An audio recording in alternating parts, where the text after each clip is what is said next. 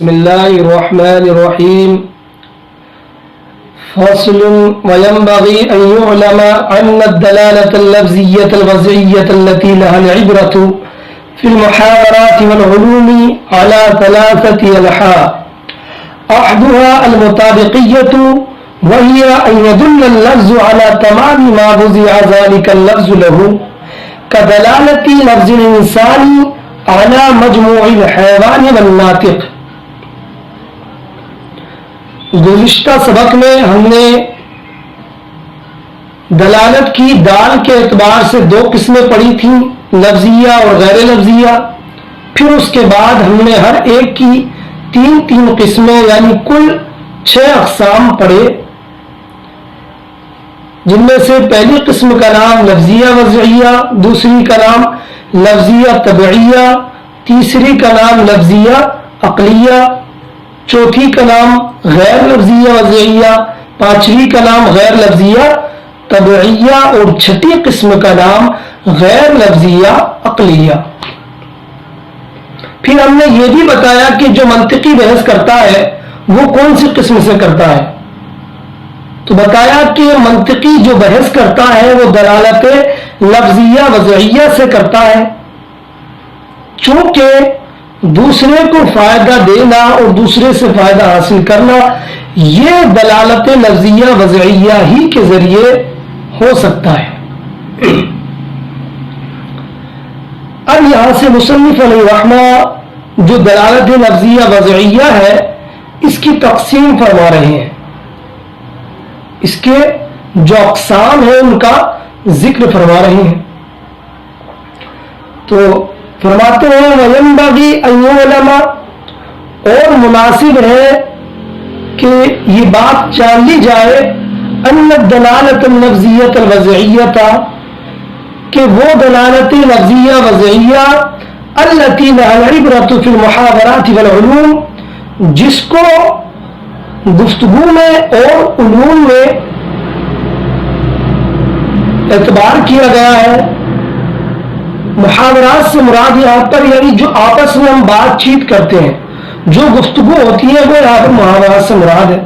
تو بیان کرتے ہیں کہ دلالت لفظیہ وضعیہ جس کا کہ گفتگو اور علوم کے اندر اعتبار کیا گیا ہے علی ثلاثۃ انحاء، یہ 3 قسموں پر ہے. انحاء نحو کی جمع ہے جس کا معنی قسم کے آتے ہیں، تو یہ 3 قسموں پر ہے.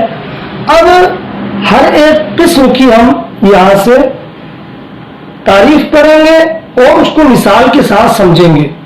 لیکن ہم سلسلہ شروع کرنے سے پہلے کچھ ضروری باتیں سمجھ لیتے ہیں. تو میں نے پہلے ہی بتا چکا ہوں میں اس بات کو کہ ایک ہوتا ہے دلالت اور ایک ہوتی ہے وضع. ایک ہوتی ہے دلالت اور ایک ہوتی ہے وضع. تو ان کی ہم دونوں میں سے ہر ایک کی ہم نے تعریف بتائی. پھر اس کے بعد یہ بتایا کہ دلالت میں ایک ہوتا ہے دال اور ایک ہوتا ہے مدلول. دال جو دلالت کرتا ہے اور مدلول جس پر دلالت ہوتی ہے. جیسے ہم نے کہا لفظ زید، تو زید چونکہ یہ وضع کیا گیا ہے، یہ دال ہے، اور ذات زید جو ہے جو مسمى ہے یہ مدلول ہے. اور جو لفظ زید کی دلالت ذات زید پر ہوئی اس کا نام دلالت رکھا جاتا ہے. یعنی جو زید کے ذریعے ہمیں ذات زید کا پتہ لگا یہ دلالت کہلاتا ہے. تو اب جو دال ہے اس کو موضوع کہتے ہیں اور جو مدلول ہے اس کو موضوع لہو کہتے ہیں. جو دال ہے اس کو موضوع اور جو مدلول ہے اس کو موضوع لہو. تو یہ باتیں آپ ذہن میں رکھیں. پھر اس کے بعد ہم مطابقی کو سمجھانے کی کوشش کریں گے، انشاءاللہ سمجھیں گے. تو یاد رکھیں کہ یہ جو موضوع ہے اگر اس کی دلالت موضوع لہو کے کل پر ہو، تمام پر ہو، تو یہ دلالت مطابقی کہلاتی ہے. موضوع لہو جس کے لیے وضع کیا گیا اور موضوع جس کو وضع کیا گیا. جیسے آپ کو میں مثال کے ذریعے سمجھاتا ہوں. ہم نے کہا ایک لفظ ہے گھڑی، ایک لفظ ہے گھڑی. اب گھڑی جب ہم نے بولا تو اس کی دلالت ہوئی ان دو چیزوں پر، ایک فیتا اور دوسرا ڈیل. تو گھڑی کی دلالت ان دو چیزوں پر ہوئی، ایک فیتا اور دوسرا ڈیل. تو اب چونکہ یہاں پر جو لفظ ہے موضوع گھڑی، اس کی دلالت موضوع لہو جو یہ فیتا اور ڈیل ہے ان دونوں پر ہوئی، تو اس لحاظ سے یہ دلالت ہوئی دلالت مطابقی. چونکہ یہاں پر جو موضوع ہے تو موضوع کی دلالت موضوع لہو کے کل پر ہوئی، تو اس لحاظ سے یہ جو دلالت ہے دلالت مطابقی ہے. اسی طرح ایک دوسری مثال جو مشہور مثال ہے انسان. تو انسان کی یہ جو موضوع ہے یہ کس کے لیے موضوع ہے؟ تو یہ موضوع ہے، یہ جو وضع کیا گیا ہے یہ حیوان اور ناطق، یہ ان دونوں کے مجموعے کے لیے وضع کیا گیا ہے انسان. تو جب ہم نے بولا انسان تو اس کی دلالت ہوئی حیوان اور ناطق کے مجموعے پر. تو جب اس کی دلالت حیوان اور ناطق کے مجموعے یعنی موضوع لہو جو ہے اس کے کل پر ہوئی تو یہ بھی دلالت کیا ہے؟ مطابقی ہے. تو آسان لفظوں میں یہ سمجھیں کہ جو موضوع ہے ہمارا جس لفظ کو وضع کیا گیا ہے، اگر اس کی دلالت موضوع لہو جس کے لیے وضع کیا گیا ہے اگر اس کے تمام پر ہو، کوئی بھی جز اس سے بچا ہوا نہ ہو، اس کل پر ہو، تو اس کو دلالت مطابقی کہا جاتا ہے. دیکھیے آپ، احدها المطابقیت، جو تین قسمیں ہیں ان میں سے پہلی قسم مطابقی ہے. کہتے ہیں وَهِيَ أَن يَدُلَّ اللَّفْظُ عَلَى تَمَامِ مَا وُضِعَ ذَلِكَ اللَّفْظُ لَهُ. دلالت مطابقی یہ وہ دلالت ہے کہ لفظ دلالت کرے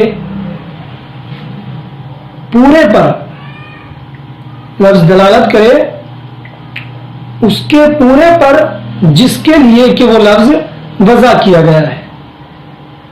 یعنی جو موضوع لہو ہے اس موضوع لہو کے کل پر تمام پر دلالت کرے تو یہ دلالت مطابقی ہے.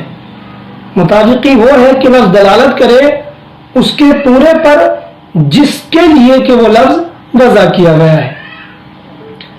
کدلالت لفظ الانسان، جیسے کہ لفظ انسان کی دلالت علی مجموع الحیوان والناطق، حیوان اور ناطق کے مجموعے پر. تو یہ ہوئی دلالت مطابقی کہ لفظ معنی موضوع لہو کے تمام پر کل پر دلالت کرے.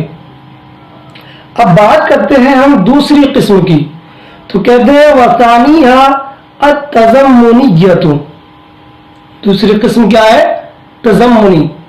اب اس کی بھی تعریف سمجھتے ہیں ہم. تو بیان کرتے ہیں وَهِيَ أَن يَدُلَّ اللَّفْظُ عَلَى جُزْءِ الْمَعْنَى الْمَوْضُوعِ لَهُ.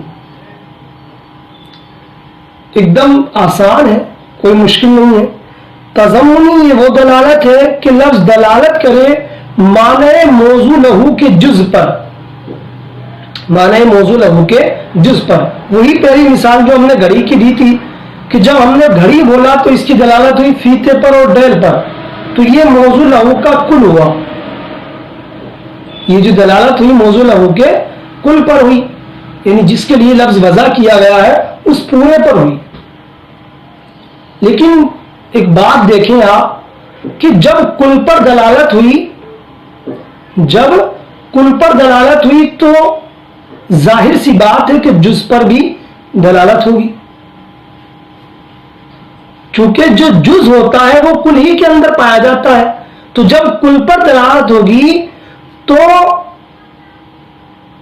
ظاہر سی بات ہے کہ جز پر بھی دلالت ہوگی. تو اب یہ جو کل پر نہ ہو کر دلالت، یہ جو جز پر دلالت ہوئی ہے، چونکہ جو ہم نے گھڑی بولا تو اس سے فیتا بھی سمجھا جاتا ہے اور ڈیل بھی سمجھا جاتا ہے.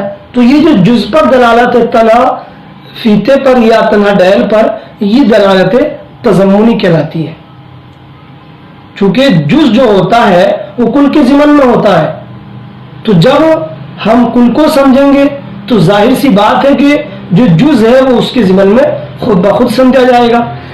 तो कुल पर दलालत हो तो मुताबिकी, और जब जुज पर दलालत हो तो ये दलालत होगी तजम्मुनी। देखिए कहते हैं तजम्मुनियत वहिया अन यदुल्ल लफ्ज़ु अला जुज़्इल मानल मौज़ूइ लहू।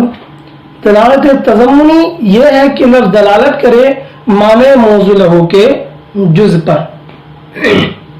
अब इसको एक मशहूर मिसाल से समझते हैं, का दलालती ही अलल हैवानी फ़क़त। तो जो दलालती ही में ही ज़मीर है ये इंसान की तरफ राजे है, जैसे कि इंसान की दलालत फ़क़त हैवान पर, अवल नातिक़ी फ़क़त, या सिर्फ नातिक़ पर। तो ये दलालत कौन सी हुई? दलालत तजम्मुनी। चूँकि यहाँ पर जुज़ है, जुज़ पर दलालत हुई, और चूँकि जब कुल पाया जाता है तो उसके अंदर जुज़ भी पाया जाता है। जब हम कुल को समझेंगे तो जाहिर सी बात है वहाँ पर जुज़ को भी समझेंगे। तो जब कुल पर दलालत हो तो वो मुताबिकी होती है, और जहाँ जब जुज़ समझ में आ रहा है उससे, तो जुज़ पर जो दलालत होगी वो तजम्मुनी होगी। तो ये दो किस्में हो चुकी हैं। अब बात करते हैं हम तीसरी किस्म की। तो कहते हैं वसालिसुहा दलालतुल इल्तिज़ामिया। तीसरी किस्म है दलालत इल्तिज़ामी। तो इसको आसान लफ्ज़ों में हम इस तरह समझेंगे कि जो लफ्ज़ है, जो मौजू है, वो ना तो मौजू लहू के कुल पर दलालत करे और ना ही मौजू लहू के जुज़ पर दलालत करे। एक मिसाल से मैं आपको समझाता हूं। जैसे हमने कहा सूरज, तो अब सूरज की ये जो मौजू है, इसका जो मौजू लहू है, ये किसके लिए वज़ा किया गया है? ये एक चमकदार जिस्म के लिए वज़ा किया गया है। ये एक चमकदार जिस्म के लिए वज़ा किया गया है। तो सूरज हुआ मौजू, और जो चमकदार जिस्म है ये हुआ मौजू लहू।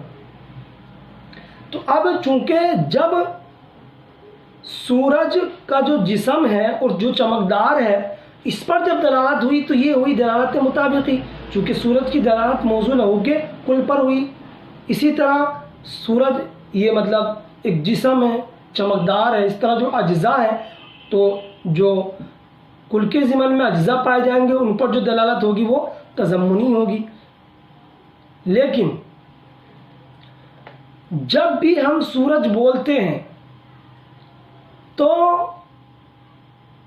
उसके लिए जो धूप होती है, वो जो रोशनी होती है, वो खुद ब खुद समझ में आ जाती है। यानी जो सूरज है, जब हम इसको बोलेंगे तो चूंकि इसके लिए धूप लाजिम है, तो जब भी सूरज हम बोलेंगे तो खुद ब खुद जो जहन है वो रोशनी और धूप, यानी धूप की तरफ क्या हो जाएगा? मुंतकिल हो जाएगा। तो लफ्ज़ की दलालत ना ही मौजू लहू के कुल पर हो, ना जुज़ पर हो, बल्कि एक ऐसे माना पर हो जो खारिज हो, लाजिम हो।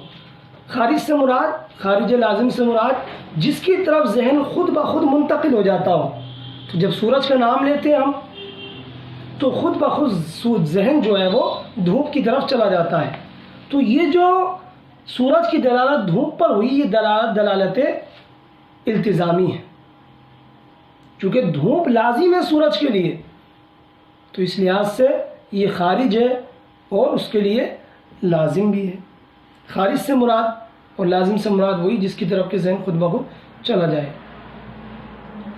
तो देखिए और भी बहुत सारी मिसालें बन सकती हैं। जैसे अला सबीली फ़र्ज़िल इम्कान आप ये मान लें कि जमात सानिया में अक्सर तलबा मंतिक अच्छे से जानते हैं, मंतिक को समझते हैं। तो हमने कहा कि दर्जे सानिया, तो जब दर्जे सानिया कहा तो जो दर्जे सानिया के तमाम तलबा हैं वो मौजू लहू होंगे और दर्जे सानिया मौजू होगा। तो ये दलालत हुई कुल पर। इसी के जो فردن فردن جو دلالت ہوگی وہ تضمنی ہو جائے گی، چونکہ جو جز ہوتا ہے وہ کل میں پا لیا جاتا ہے۔ لیکن چونکہ جماعت ثانیہ کے جو طلباء ہیں وہ منطق جانتے ہیں، تو جب ہم نے جماعت ثانیہ کہا تو ایک چیز اور سمجھ میں آئی، اور وہ یہ ہے کہ جماعت ثانیہ کے تمام طلباء یا بعض طلباء وہ منطقی ہیں۔ تو چونکہ جب منطق جانتے ہیں تو ایک جو لازم تھا، جماعت ثانیہ جب بولی تو ذہن خود بخود منتقل ہوا منطقی ہونے کی طرف ان کے، تو یہ جو دلالت ہوئی یہ دلالت التزامی ہوئی۔ اس کے اندر بھی بیان کرتے ہیں مثالیں، تو دیکھیے آپ، میں سمجھاتا ہوں مزید مثالوں سے۔ کہتے ہیں الدلالۃ الالتزامیۃ وہی الا يدل اللفظ علی الموضوع له، دلالت التزامی وہ یہ ہے کہ لفظ موضوع لہو پر دلالت نہ کرے، نہ کل موضوع لہو پر ولا علی جزہ، اور نہ ہی موضوع لہو کے جز پر، بل علی معنی خارج لازم للموضوع لہو، بلکہ ایک ایسے معنی پر دلالت کرے جو موضوع ہے، جو لفظ ہے، جو خارج ہو اور موضوع لہو کے لیے لازم ہو۔ جیسے سورج کی دلالت ایک جسم پر، چمکدار جسم پر ہوئی۔ اب یہ جو موضوع لہو ہے سورج، چمکدار جسم، اس کے لیے دھوپ لازم ہے، تو جب سورج بولا تو اس کی دلالت اس دھوپ پر بھی ہوئی، تو یہ دلالت التزامی ہے۔ اب چونکہ خارج لازم کا، تو لازم کا لفظ آیا، اس لیے لازم کی جو ہے یہاں سے تھوڑی تشریح کر رہے ہیں، لازم کے بارے میں بتا رہے ہیں۔ کہہ رہے واللازم ہوا ما ينتقل الذہن من الموضوع له الیہ، لازم وہ ہوتا ہے کہ ذہن موضوع لہو سے اس کی طرف چلا جائے، موضوع لہو سے اس کی طرف چلا جائے۔ کدلالت الانسان علی قابل العلم وصنعت الکتاب، جیسے انسان کی دلالت قابلیت علم پر اور قابلیت کتابت پر۔ ظاہر سی بات ہے اللہ رب العزت نے انسان کو عقل جیسی مقدس اور موقر چیز سے نوازا ہے، تو چونکہ انسان جب بولا جاتا ہے تو یہ انسانی کی خاصیت ہے کہ وہ علم کے قابل ہوتا ہے، علم کی صلاحیت رکھتا ہے اور کتابت کی صلاحیت رکھتا ہے۔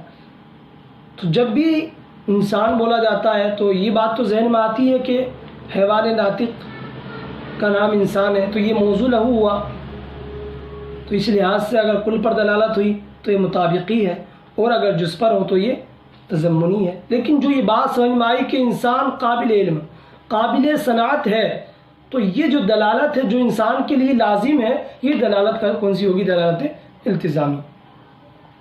وَكَدَلَالَةِ لَفْظِ الْعَمَى عَلَى الْبَصَرِ، اور جیسے کہ لفظ عامہ کی دلالت بصر پر، یعنی نابینا کی دلالت بینا پر۔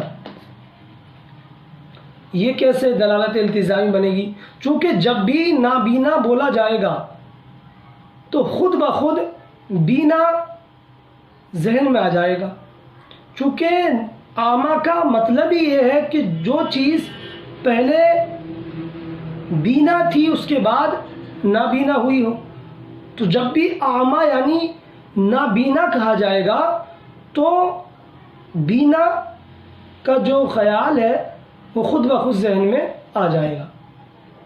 مطلب کہنے کا یہ ہے کہ عامہ جو ہوتا ہے، عامہ کا جو اطلاق ہوتا ہے اسی پر ہوتا ہے جو پہلے بینا ہو اس کے بعد نابینا ہوا ہو۔ اسی لحاظ سے جو یہ چیزیں ہیں، قلم ہے، کتاب ہے، دیوار ہے، یہ دیکھ نہیں سکتی، لیکن ان کو عامہ نہیں کہہ سکتے، ان کو عامہ نہیں کہہ سکتے، چونکہ اولاً ہی ان کے اندر جو بینائیت ہے وہ ہے ہی نہیں، اور عامہ کہتے ہیں کہ جو پہلے بینا ہو اس کے بعد نابینا ہوا ہو۔ تو جب بھی نابینا ہم کہتے ہیں، عامہ کہتے ہیں، تو ذہن کا انتقال خود بخود بینا کی طرف ہو جاتا ہے، یعنی عامہ کے لیے بصر لازم ہے، تو اس لحاظ سے یہاں پر دلالت التزامی ہوئی۔ تو یہ تھیں دلالت لفظیہ وضعیہ کی تین قسمیں، مطابقی، تضمنی اور التزامی اگر لفظ کی دلالت معنی موصول ہوگی کل پر ہو تو مطابقی، اور اگر جز پر ہو تو تضمنی، اور اگر نہ کل پر ہو نہ جز پر ہو بلکہ ایک ایسے معنی پر ہو جو خارج ہو لیکن لازم ہو تو یہ دلالت التزامی۔ چونکہ وقت کم ہوتا ہے اس لیے زیادہ گفتگو بھی نہیں کر سکتے، تو میں آپ لوگوں سے یہ التماس کروں گا کہ ان کو جاری کرنے کی کوشش کریں مثالوں میں، اور جو بات آپ کو سمجھ میں نہ آئے، جہاں پر اشکال ہو، تو آپ کمنٹ کے ذریعے یا پرسنل نمبر کے ذریعے ہم سے رابطہ کر سکتے ہیں، پوچھ سکتے ہیں، یا اور مزید جو اگر چاہیے آپ کو کہ تشریح کے ساتھ ہی پڑھایا جائے تو چونکہ وقت لگے گا اس میں، تو وہ بھی کیا جا سکتا ہے، اور اگر آپ چاہیں کہ اسی طرح مختصر چلے تو ایسے بھی